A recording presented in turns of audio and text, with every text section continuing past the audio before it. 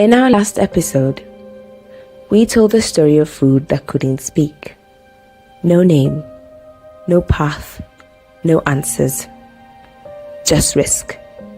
For farmers, for families, for everyone. It was a painful truth. When food has no name, no one is safe. This week, that warning became real. Potatoes from Nyandarua were found with very high levels of pesticide, too dangerous to eat, but already moving freely in the Kenyan markets. When asked where the potatoes came from, nobody really knew. No barcode, no record, no trail. It was exactly what we warned about, and it's why this episode is so important. Imagine this. What if food could tell its story? What if a simple scan could show you where it came from, how it was grown, and who handled it? This is not a dream. It's already happening. Quietly, but powerfully.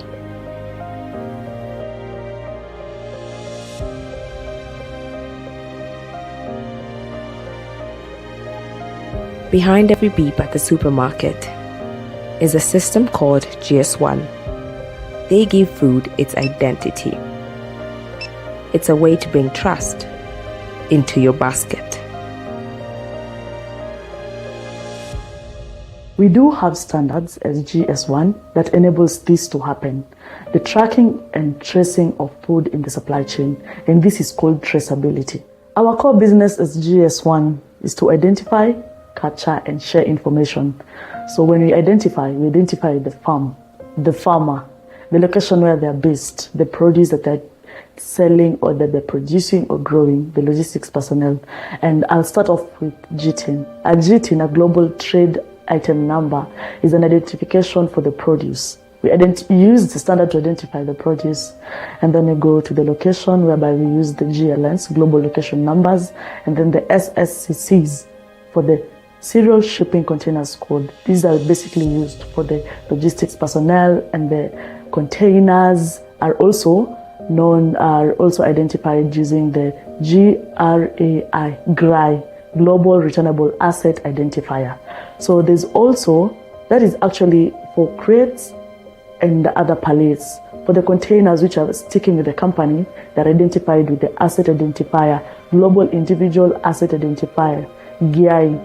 So with these standards, you're able to trace the produce from the producer up to the consumer using credible information and quality data. Most of the standards that I've mentioned earlier, the GTIN, the SSCC, the GLNs, come in form of barcodes. When you go to the supermarket and then you buy something, and at the checkpoint, they do like a scanning, and then there's that beep sound of the scanning of the barcode. So apart from that, there's another standard, that is the QR code, or the 2D, that is really relevant in GS1 fresh food standards. So you might find the GTIN is mainly used for identifying products, the SSCC for the logistics part, the GRI for the assets, for the returnable assets, the GIA for the individual assets. You need to know more information, in particular of this produce that's being identified by the GTIN. It can be the harvest date, it can be the farm location, it can be the inputs that were added, it can be who worked on that produce.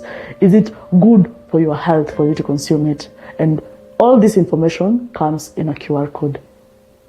Right now, most of us do have smartphones, and you can scan QR codes using that. And then you're going to get all that information that is credible and ensures quality data for you to ascertain that the produce that you're going to consume with your family is good produce and good for your health. And this will ensure consumer confidence, you and I being the consumer, and also the trust for the produce. GS1 Kenya has done tremendous efforts in ensuring that traceability is done. It's ensured from the farmer up to the buyer. We might ask ourselves, how? Is this even possible? What about the loops in between? And I'll tell you that today, as we're talking, we do have a system. It's called Shamba EcoNet. As the name suggests, it's Shamba EcoQuanet. The farm is in the internet. And Shamba EcoNet to even hear. It's a web-based platform, a digital one, that ensures agribusiness traceability of products from the farmer up to the buyer through a logistics partner. And so this system links the farmer to the digital market. A farmer who is based in the rural areas is able to sell their produce in the urban, semi-urban areas. And this has been effected through Shamba Econet. But now, I'm sure that you're curious about where the last meal came from and the next meal where it's going to come from. For you to have a feel of this credible, traceable data and traceable products, I'd like for you to visit Shamba Econet's website, that is www.shambaeconet.com, for you to see the tremendous effort that GS1 Kenya has done in ensuring fresh food traceability and food traceability at large. In Murang'a County, they're not waiting. They're teaching farmers how to track their crops using simple tools. They now record what they sprayed, when they harvested, and how they packed, all linked to a barcode. Murang'a is showing Kenya what smart farming looks like. My name is Kiringai Kamau. I'm the CEC member for devolution and external linkages involving coordination of both national and internal departments of the government of Murang'a, and the collaborative engagement with the institutions that are outside the county, like GS1, looking at how the collaboration can be helpful to the community in Murang'a to increase the wealth that we generate from our activities in the county. Murang'a County is the first county government to have established a policy on agroecology and a law abiding the same.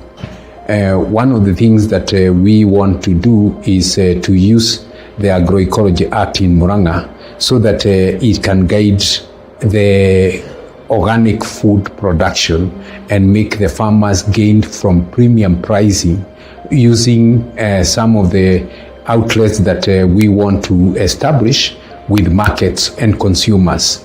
So we have the possibility of achieving this by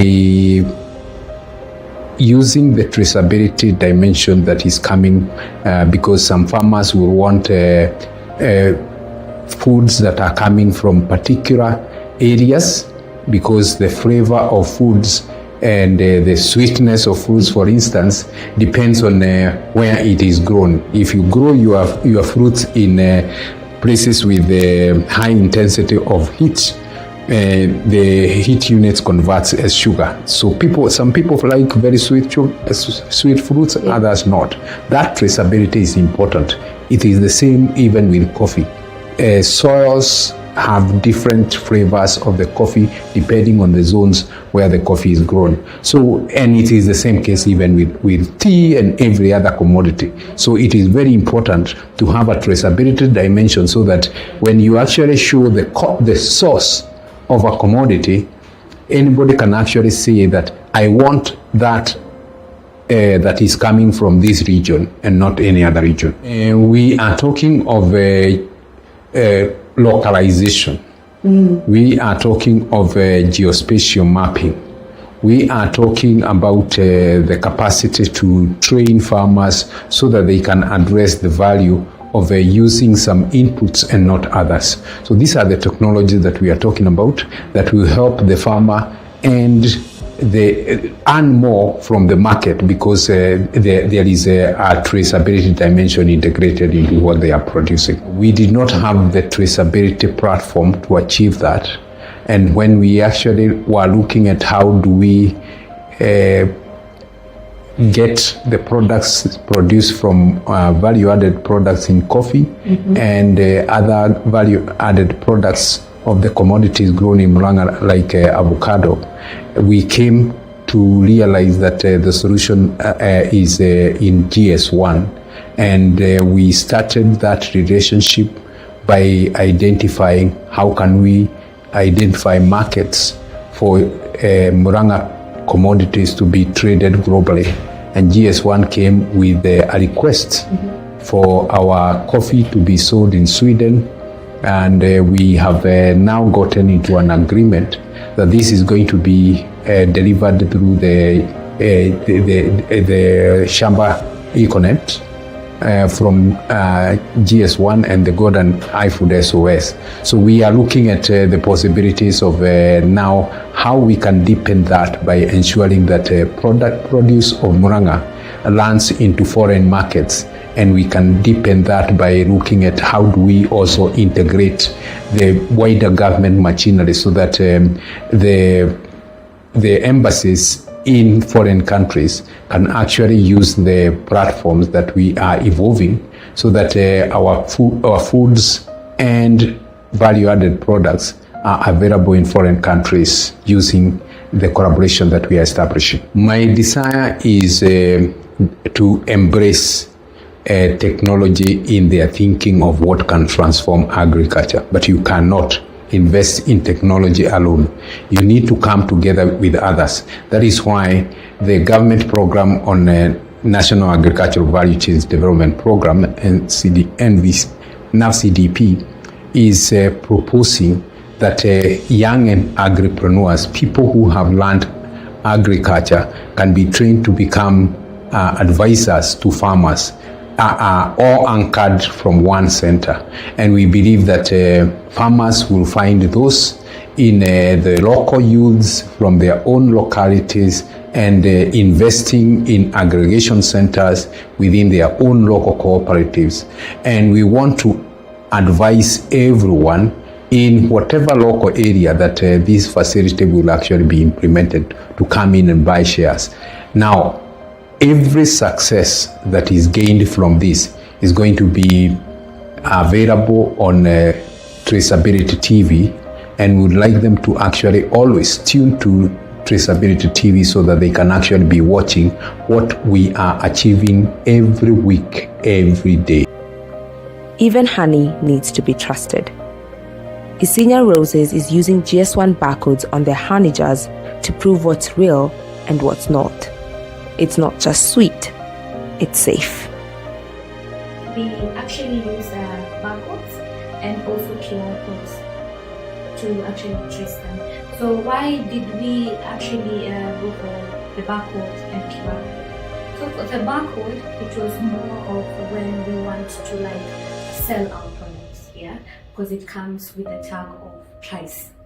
And then for the QR code is more of tells you the description of what our products are, where you can find us in terms of location, where we actually sell these products more. That one will be very beneficial for us so that we can actually bombast that market. Also, it's also good that people see our products and see that it's genuine, because once you actually do it with GS1, people actually term it as a very genuine product, because we know that we have passed through the right procedures for you to actually make it genuine. Oh, thank you. So now that you just mentioned GS1 standards, how do you implement the standards in all your products? Okay, so for GS1 standards, they usually implement it with the one I told you, the barcode and the QR code. But before you do that, you have to go through also other certifications, which includes also CHEMS, for them to first verify that you're actually selling the rightful products with the rightful manner. And then now, once we have gone through that channel, then GS1 can actually give us the barcode. Okay, so I'll shoot this question to Mr. Mohammed. Can you kindly give us the process of how you track your products from the farm to even maybe cereal production when it comes to potatoes, from the farm to the table? Well, it's a very easy process and it's going to figure it. So from the QR code, once you scan the QR code, it takes you to a link. That link takes you to a website where you have all those details. And through that system, you can add all like the originality, all that data. You add all that data from the origination, how it was brought, is it pure, is it organic, all those details, all that process, so that when the client gets your product scans that QR code, he gets all that information. He knows this thing came from this country, it was either manufactured or harvested or grown in particular area, and everything, including even the ingredients that are inside your product. Thank you. As we expand our company, we are going to have more products in place.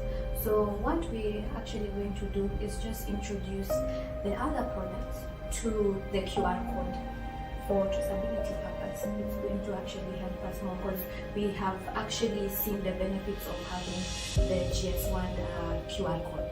So I feel like us introducing also other products to this will actually help us a lot. Not only our customers, but us as a company. This documentary is not only about farmers, it's about everyone. Because we all eat, and we all deserve to know what we're eating. Traceability is the way forward. From potatoes to honey, from farms to your table, it's time to make food honest again.